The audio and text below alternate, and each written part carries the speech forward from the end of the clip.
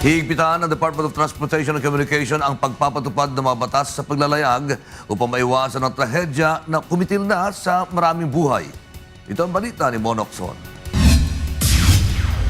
Mahigit 1,000 ang namamatay taon-taon sa buong mundo sa mga aksidente sa karagatan. Ayon sa International Maritime Organization o IMO, bunga ito ng kawalan ng maayos na polisiya sa paglalayag o maritime law. Inihalimbawa ng IMO ang trahedya na nangyari sa MV Seawall sa South Korea na halos 300 estudyante ang namatay.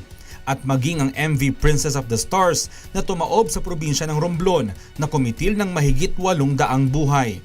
Ayon sa IMO, kailangan dagdagan at palakasin ang maritime laws upang huwag nang maulit ang mga ganitong trahedya. Kaya naman plano ng DOTC na higpitan ang mga polisiya sa paglalayag at pairalin ito ng kagawaran mula sa pinakamaliit na sasakyang pandagat hanggang sa pinakamalaki. Sa maritime safety, wala yung maliit lang o malaki. So, anything that floats technically should be covered because you operate in a maritime environment and kaya yung mga maliliit na bangka, nirerehistro yan ng marina.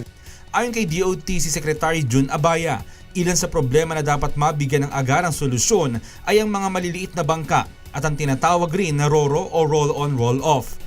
Ayon kay Abaya, napuna niya sa kanyang paglilibot sa mga pantalan na mayroong ilang kapitan ng maliliit na bangka na walang kaalam-alam sa maritime law. Aminado si Abaya na kulang ang bansa sa mga polisiya na didisiplina sa mga operator ng ganitong uri ng transportasyon. Yun yung maliliit na bagay na may polisiya na maganda but we're lacking in enforcement. Ayon sa DOTC, dahil sa mga nangyaring trahedya sa mga karagatan dito sa Pilipinas, nanganganib na malugi ang industriya ng paglalayag, lalo na at mas mura at mas maraming promo sa pagsakay sa eroplano. Kaya naman nangangailangan ng mga bagong pulisiya upang mas maramdaman ng commuter na ligtas maglayag sa karagatan sa Pilipinas. Mon Hocson, UNTV News Worldwide.